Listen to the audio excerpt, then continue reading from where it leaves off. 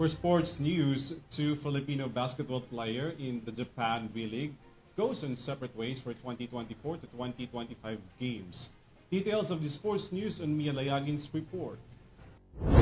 Moving on to sports news, as the 2024 to 2025 Japan V-League opens up, Dwight Ramos and Kai Soto starts anew as one extends its journey while the other closes the doors. Dwight Ramos takes another shot with Levanger Hokkaido, spending his third year with the team for the Japan B-League. This came after the announcement of Levanga's contract renewal with Dwight Ramos for the 2024 to 2025 Japan B-League. The contract renewal extends Ramos' stint with the team, now on his fourth season in the league. The team is aiming to start anew after finishing at the 21st spot during the last season. Meanwhile, Kai Soto has formally ended its contract with previous team, Yokohama B Corsairs.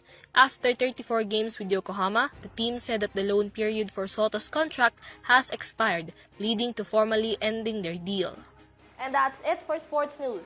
This has been Mia Layagin. Back to you, Alvin and Crystal.